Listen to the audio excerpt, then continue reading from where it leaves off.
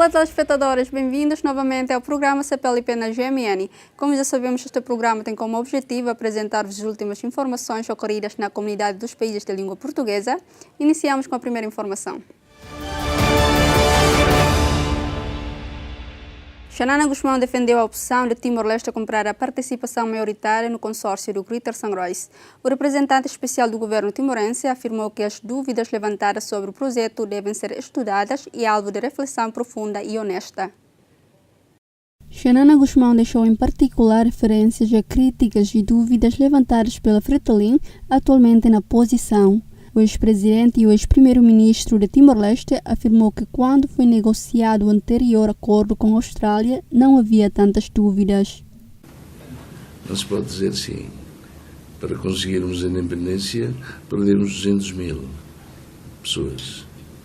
De forma que não se mede assim. Se os 650 milhões servem para começar uma atividade que depois vai dar dinheiro ao próprio Fundo de Petróleo para ajudar o desenvolvimento, então não meçamos as coisas nesse contexto. Eu penso que faz-me lembrar a luta. Faz-me lembrar a luta. Muitos membros do Comitê Central da Fretilin criaram um movimento do Skylight para dizer que já tudo está estragado, vamos perder a guerra, e renderam o seu inimigo. Portanto, faz-me lembrar apenas isto.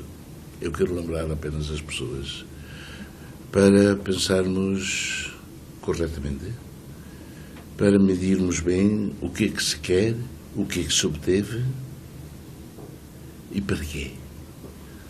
De forma que eu só peço reflexão. Uma reflexão profunda, uma reflexão honesta. Ninguém colocou problemas quando foi dos CIMEDs em que nós dissemos 50 anos não falemos. Ninguém colocou estes problemas.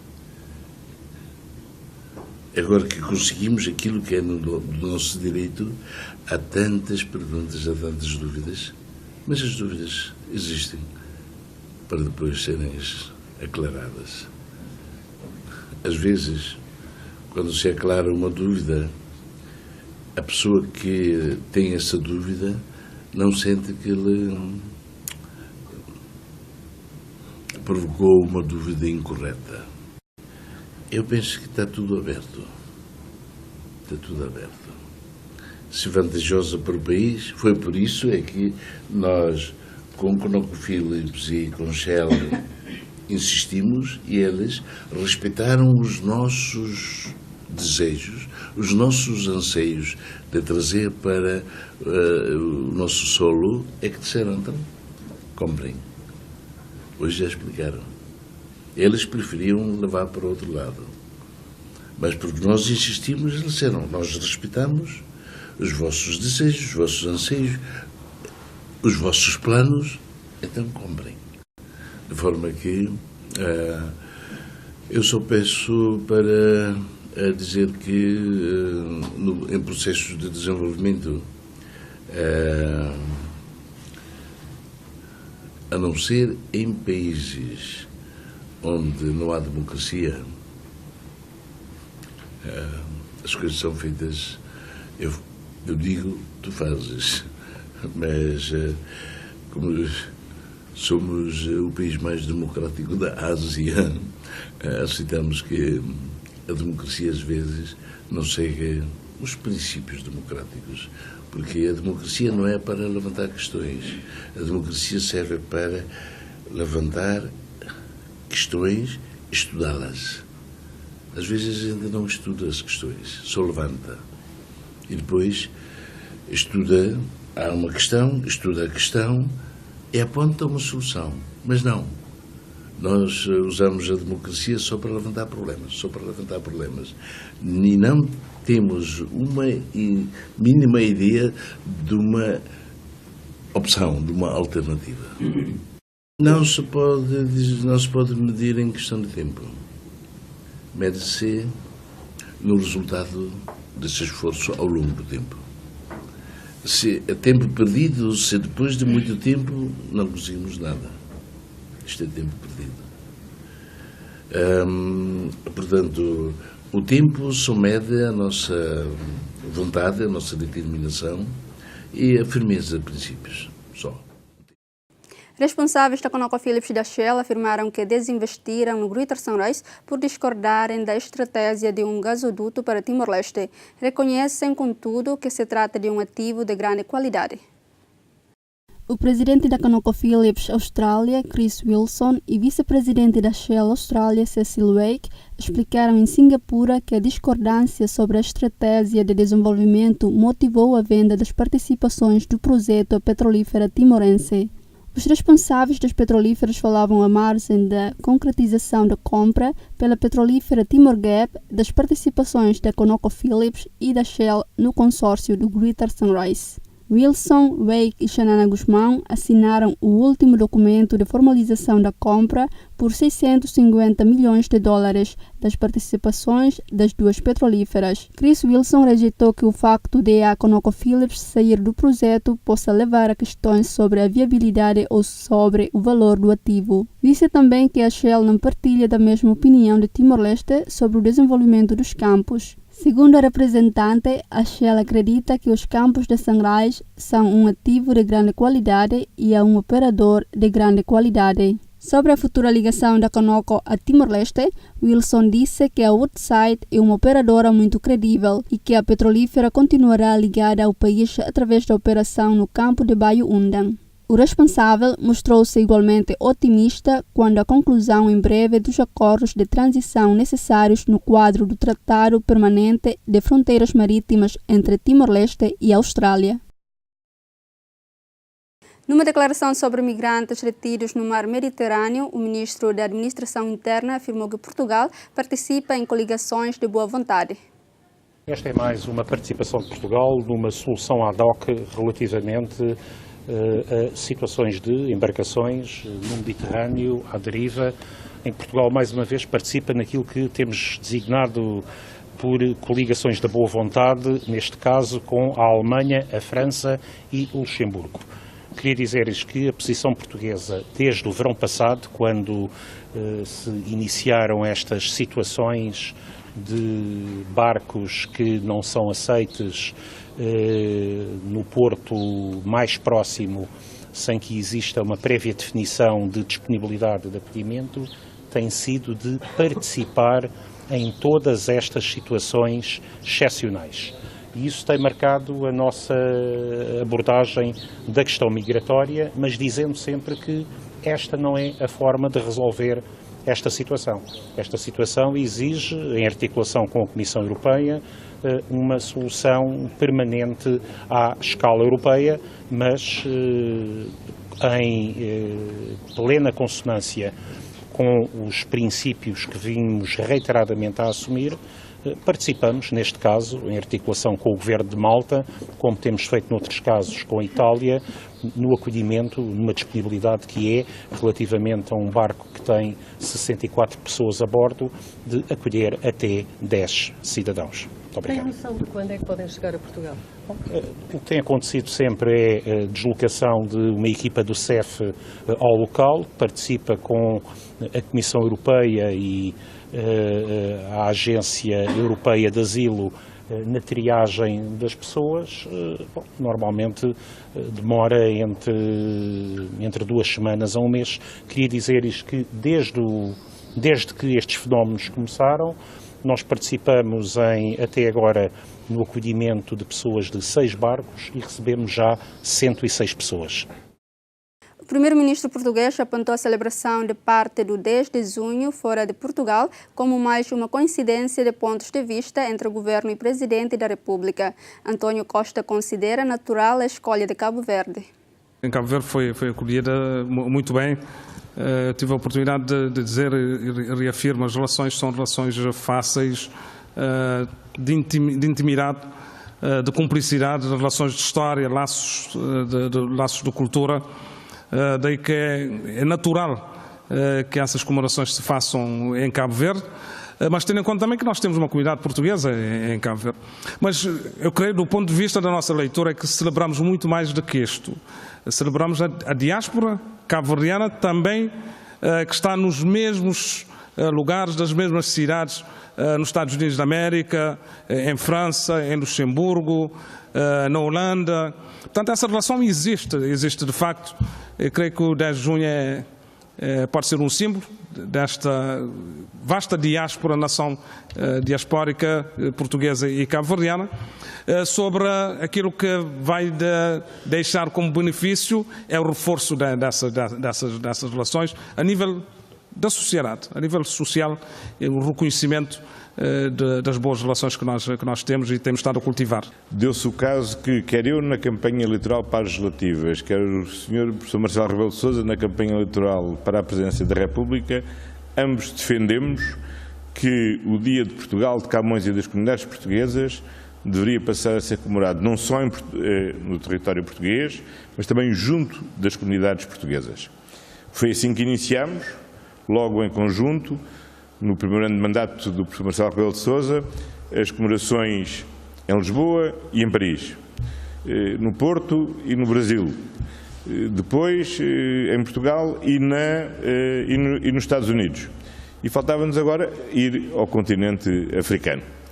E, naturalmente, por todas as razões, e mais uma, e desde logo pelos 18 mil portugueses que residem em Cabo Verde, entendemos que devíamos fazer em Cabo Verde.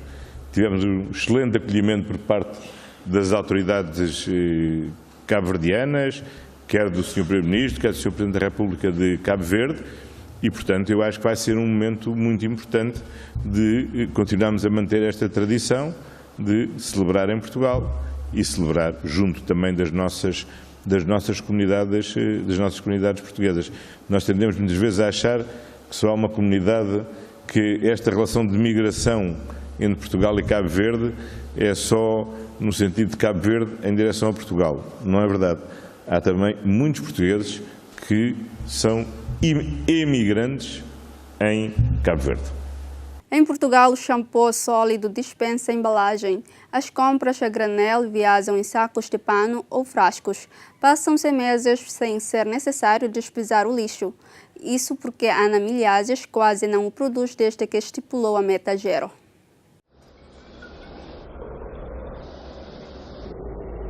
Ana fabrica o próprio detergente, usa shampoos sólidos e eliminou tudo o que não era essencial para a vida do dia-a-dia. Em casa não tem sofá porque não tem televisão. Adotou um estilo de vida minimalista e em 2016 fundou o movimento Lixo Zero em Portugal. Fazemos então a recolha de lixo e depois fazemos sempre uma ação de sensibilização. Porque muitas vezes na altura as pessoas, vão apanhar o lixo e pensam, tem que reciclar, tem que ter esta questão de separar o lixo, etc.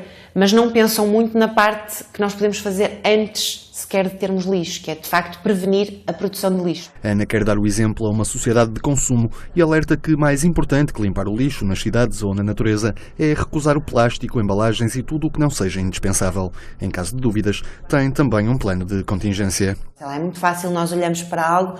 Se não tivermos usado no último ano ou nos últimos 2 anos, à partida não vamos mesmo precisar. Normalmente eu tento usar essa regra de 1 ano. Mas há coisas que eu tenho alguma dúvida, então o que eu faço é guardo numa caixa, a caixa das dúvidas, fecho-a e guardo precisamente durante 1 ano. Se ao fim do ano eu nunca tiver tido a necessidade de ir à caixa procurar nada, eu simplesmente dou a caixa fechada tal como está, que é para nem sequer ir ver o que é que está lá dentro. Para além do despojo dos bens materiais, o estilo de vida minimalista acabou por transbordar para as relações pessoais e profissionais. O mais engraçado é que esta parte física passou para uma parte mais mental, digamos assim, ou seja, mesmo a nível de compromissos, hobbies, pessoas que eu tinha na minha vida, eu fui eliminando tudo ou afastando-me de pessoas que de facto já nada acrescentavam. Portanto, muitas vezes aquele tipo de compromissos ou coisas que nós fazemos e dizemos que sim para ficar bem, e eu deixei de o fazer, porque não fazia sentido. Pensei, não, a vida é minha, portanto sou eu que decido o que é que faço com ela e quero gastar o tempo a fazer outras coisas, não quero estar a perder tempo com coisas que no fundo nós são fretes, não é? Que nós costumamos chamar. No fundo nós eliminamos coisas da nossa vida e acabamos por abrir espaço para que novas coisas entrem. Ana Milhazes vai promover o que chama Kit Zero Waste, ou Kit de Desperdício Zero, uma ação de formação com que estará presente também na 3ª National Geographic Summit, a realizar-se no Porto a 29 de abril. O comandante da Missão Multidimensional Integrada das Nações Unidas para a Estabilização na República Centro-Africana afirmou que os militares portugueses são enviados para as missões mais difíceis. O comandante explicou que o acordo de paz não resolve tudo no país.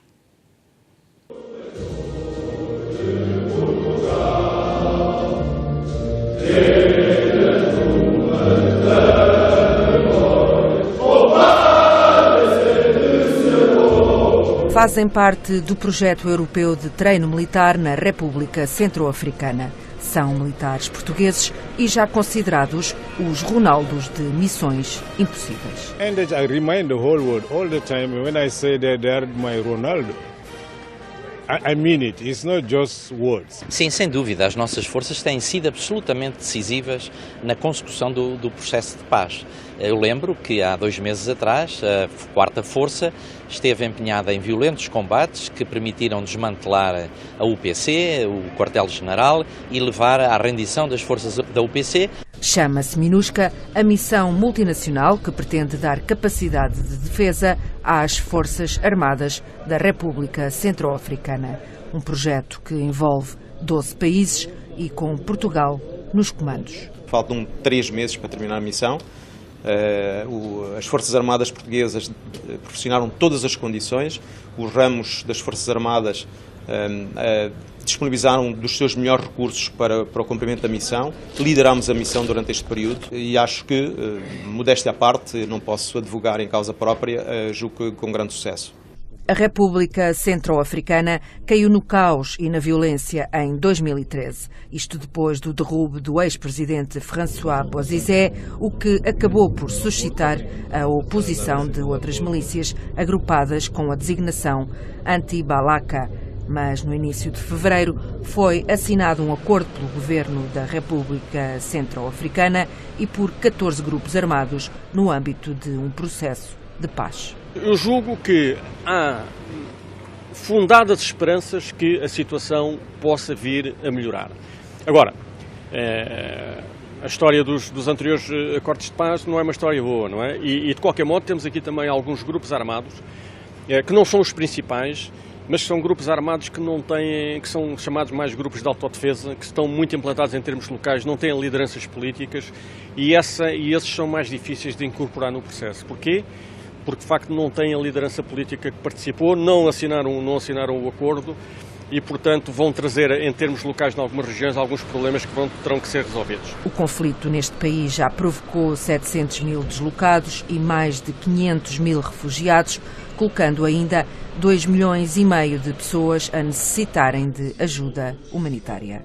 Portugal está presente na República Centro-Africana desde o início de 2017, com 180 militares no quadro da Missão Multidimensional Integrada das Nações Unidas para a Estabilização da República Centro-Africana. O governo de Portugal reviu em baixo o crescimento da economia para 2019. Aponta agora para 1,9% no Programa de Estabilidade para 2019 e 2023, já entregue na Assembleia da República. O governo mantém a meta de déficit de 0,2% do PIB para 2019 e prevê um excedente para 2020, de acordo com o Programa de Estabilidade para 2019-2023, entregue esta segunda-feira na Assembleia da República. Mário Centeno fez questão de realçar que este não é um programa eleitoral, mas sim um programa de estabilidade. Num contexto eleitoral, Portugal vai ter eleições legislativas em outubro deste ano. O Programa de Estabilidade 2019-2023 não incorpora novas medidas de política a adotar pelo futuro governo. Este é um programa de estabilidade e, pela primeira vez, eu repito de novo, pela primeira vez, um governo português pode apresentar um programa de estabilidade. Não precisamos, e com estabilidade de políticas, não precisamos de demonstrar como atingimos os objetivos que já atingimos. Este programa de estabilidade inclui o descongelamento e a contagem de tempo das carreiras que estão legislados. Os investimentos que já foram decididos e que estão em execução. E as atualizações das prestações sociais que também já foram legisladas e que estão em curso. As despesas com pessoal deverão crescer mais de 2 mil milhões de euros na próxima legislatura, não se comprometendo o Governo com aumentos salariais dos funcionários públicos. Cabe a quem conduzir a política orçamental no futuro tomar decisões sobre como afetar as despesas dentro de uma lógica geral de estabilidade que é apresentada neste programa de estabilidade. Decisões que se tomem sobre carreiras, sobre recuperação do tempo, limitam os graus de liberdade que futuros governos terão sobre essa matéria. Nós acreditamos que neste programa de estabilidade existem graus de liberdade suficientes para que a evolução dos salários na administração pública portuguesa nos próximos 4 anos retome a sua total normalidade. Ou seja, que se criem condições para que os aumentos salariais normais numa relação laboral possam ser também realidade. Segundo o documento hoje apresentado, o Governo prevê injetar no novo banco 2.150 milhões de euros até 2021, confirmando os 1.149 milhões de euros em 2019 e adicionando a previsão de 600 milhões em 2020 e 400 milhões de euros em 2021. Para o novo banco nós temos uma estimativa e as estimativas são sempre falíveis. É uma estimativa baseada naquilo que é a evolução do banco e os compromissos assumidos quando o banco foi vendido em 2017. A não venda do banco significaria que Portugal hoje estava de calculadora na mão para perceber até onde é que nos deixavam ir nas derrapagens dos déficits. A revisão dos benefícios fiscais vai reduzir a despesa fiscal em 90 milhões de euros por ano entre 2020 e 2022, segundo prevê o Programa de Estabilidade. O Ministro das Finanças deixou um aviso: no quadro de estabilidade só se poderá assumir nova despesa com nova receita. O presidente da República de Cabo Verde prometeu abordar o tema dos direitos humanos no diálogo que vai manter com Teodoro Obiang. O chefe de Estado da Guiné Equatorial inicia uma visita de 3 dias ao arquipélago cabo-verdiano. O presidente da República de Cabo Verde prometeu abordar o tema dos direitos humanos no diálogo que vai manter com o chefe de Estado da Guiné Equatorial, Teodoro Obiang, que iniciou esta segunda-feira uma visita de 3 dias ao arquipélago. Iremos falar de todos os assuntos que interessam à CPLP. Mobilidade, circulação, cooperação económica e empresarial, mas também diálogo político. E, havendo diálogo político, naturalmente que abordaremos questões que têm a ver com a integração cada vez mais efetiva e plena da Guiné Equatorial no quadro da CPLP. E, portanto, esse é o espaço mais adequado para falarmos com mais tranquilidade, com abertura e com toda a frontalidade.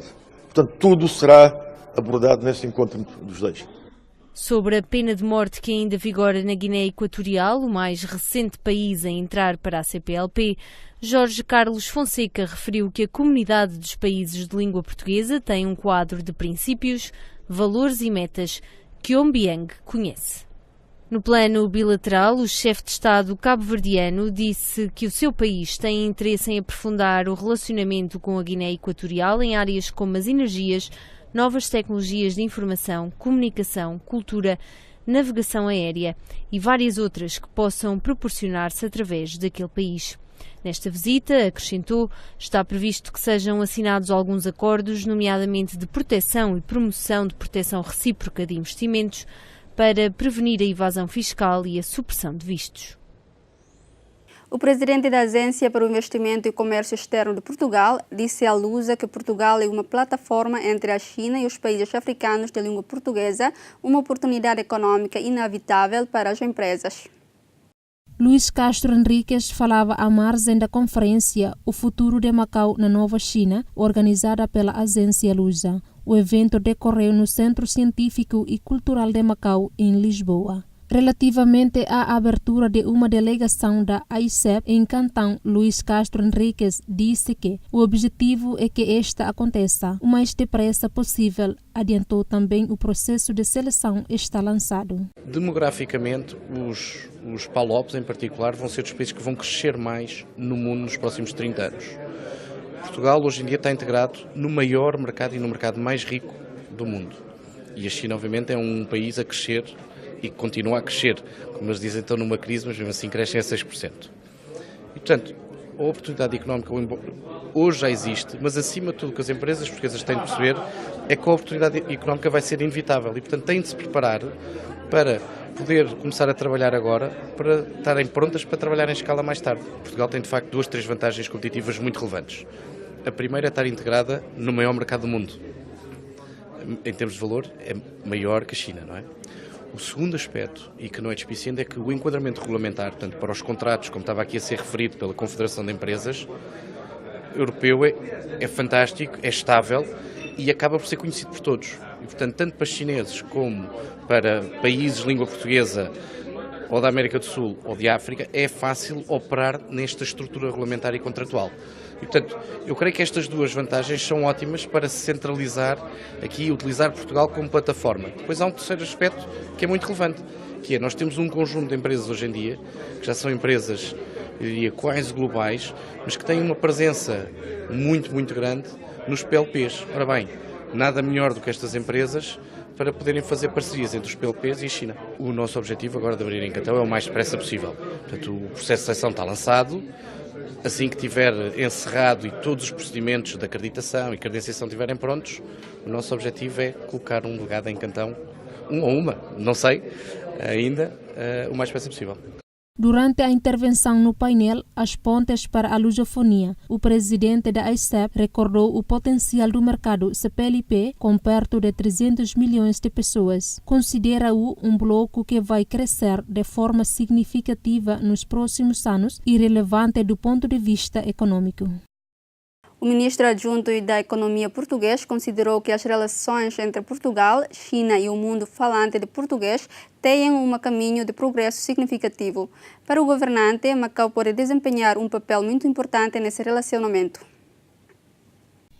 Portugal e a China têm relações de mais de 500 anos que surgiram e se densificaram. A relação de confiança entre os dois Estados permitiu consolidar relações históricas e o conhecimento recíproco em benefício de ambos os povos, realçou Pedro Cisa Vieira.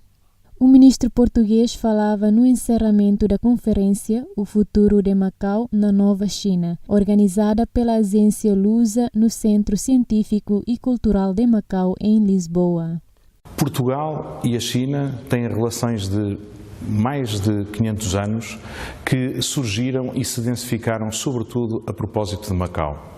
A relação de confiança que se estabeleceu entre os dois Estados, particularmente a propósito da questão da transição da administração do território para a República Popular da China, permitiu consolidar relações históricas e o conhecimento recíproco em benefício de ambos os povos. A comunidade dos países de língua oficial portuguesa representa mais de 4% do produto interno bruto mundial e situa-se em mercados muito importantes. A União Europeia, mercado com quase 500 milhões de habitantes, e também os continentes americano, africano e asiático, que são regiões do mais dinâmico crescimento económico e populacional do mundo. A presença de Macau como vértice do relacionamento entre a China e esta comunidade é seguramente um papel que pode ser decisivo. Portugal conhece bem Macau, Macau conhece bem a realidade lusófona, está bem integrada na República Popular da China e a presença muito significativa de uma comunidade importante de portugueses na região também apoia este processo. O protagonismo de Macau num futuro de cooperação entre a China e os países falantes de português é, por isso, também um fator decisivo do futuro do nosso relacionamento em benefício do desenvolvimento económico e da prosperidade dos nossos povos.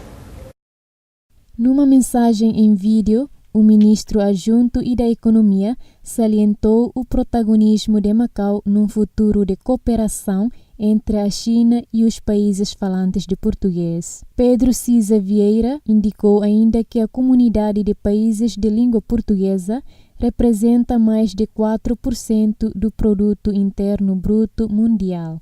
Situa-se também em mercados muito importantes como a União Europeia, com 500 milhões de habitantes. Recordou ainda continentes como o americano, africano e asiático, regiões que, segundo o ministro, são dos mais dinâmicos no crescimento econômico e populacional do mundo.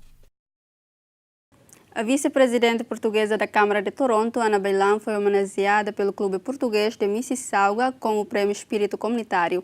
A homenagem deveu-se ao seu contributo em prol da comunidade. Ana Bailão é vice-presidente da Câmara Municipal de Toronto, vereadora do Bairro Novo e presidente da Comissão Municipal de Habitação e de Planeamento Influente. Considera que esta homenagem reconhece as causas em que esteve envolvida e mostrou-se satisfeita por a sua história ser usada como exemplo. Olha, representa que a comunidade reconhece as causas que eu tenho estado envolvido, reconhece o trabalho que tem sido feito, reconhece a importância acho eu, de usar as histórias de pessoas como exemplo e, portanto, sinto-me lisonjeada, sinto-me honrada, mas e sinto também o peso da responsabilidade deste reconhecimento. Eu acho que quando nós somos reconhecidos assim por outras pessoas, outros colegas da comunidade que estão envolvidos nas causas, que trabalham também arduamente, eu acho que cria ainda mais responsabilidade, não é? Porque as pessoas estão a olhar para nós e estão a ver talvez como um exemplo, a ver como, especialmente os jovens, será que é possível, será que não é possível? E, portanto, se eu conseguir suscitar a curiosidade e suscitar a motivação para os jovens e para menos jovens, mas para as pessoas se envolverem comunitariamente e civicamente na nossa comunidade e na cidade e no país, é o que eu mais quero deste evento e é o que eu mais quero do reconhecimento. Eu acho que já vão estando envolvidos, eu acho que nós temos que trazê-los cada vez mais para dentro da comunidade e para que isso aconteça nós temos que os ouvir cada vez mais e deixar que a comunidade evolui, porque comunidades não são estáticas, comunidades evoluem e portanto nós temos que deixar que essa evolução aconteça. Eu acho que a maior dificuldade foi quando eu cheguei ao Canadá. Aqueles primeiros meses, com 15 anos, a chegar ao Canadá, foi a barreira mais difícil. Depois de ultrapassar isso, acho que foi o que teve um maior impacto também na forma de me moldar e de me definir como pessoa.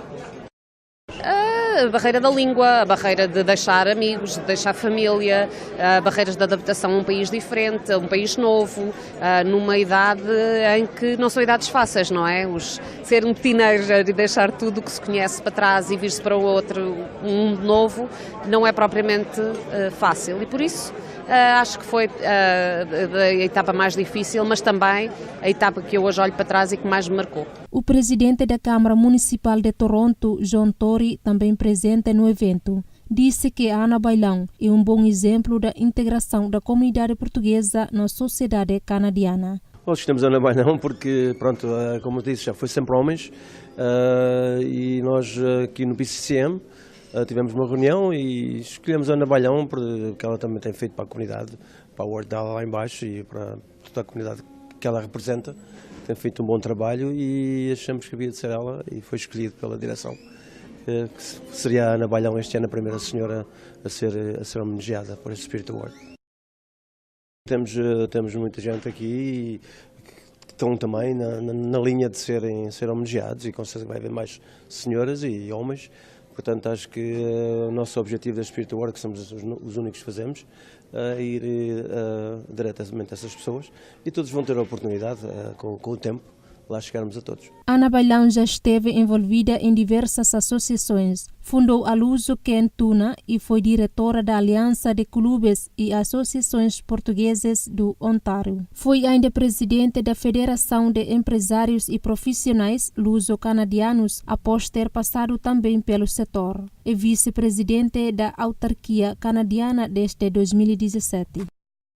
A Embaixada de Portugal em Dili realizou esta segunda-feira a abertura de uma exposição de fotografia. A iniciativa resulta da colaboração entre esta embaixada e o Grupo Comunidade de Fotógrafos de Dili. O objetivo é angariar fundos para projetos de Madalena Bidal Soares Cassian. A exposição com o tema Esperança está aberta ao público entre 15 e 30 de abril no Centro Cultural Português em Dili. Os fundos obtidos com a venda das fotografias serão doados à veterana Madalena Bidal Soares Cassian para projetos desenvolvidos em Liquiçá.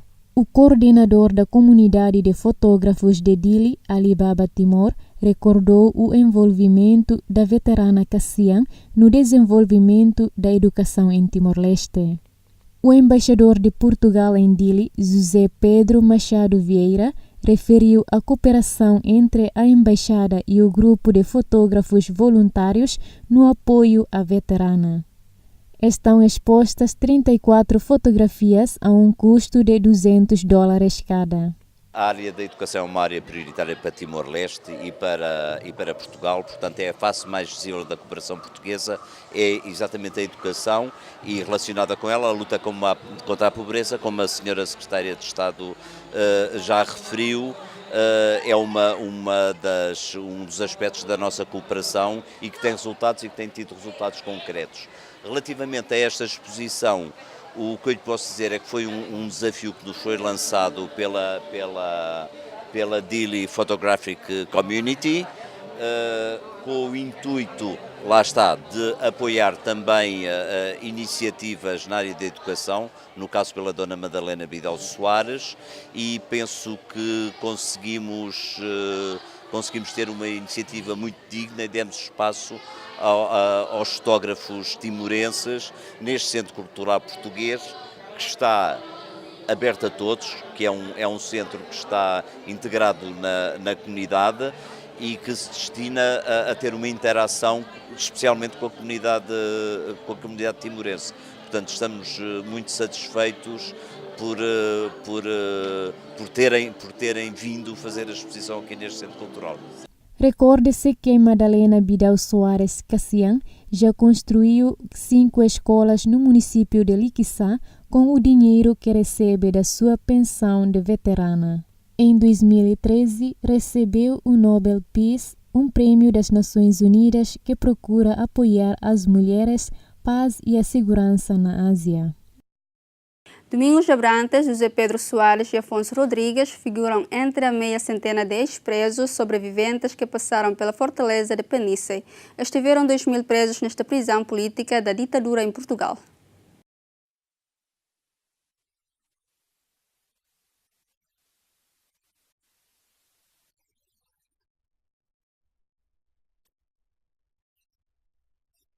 São alguns dos últimos 50 presos sobreviventes dos mais de 2.000 que passaram pela fortaleza de Peniche durante os 40 anos em que funcionou como prisão política da ditadura em Portugal.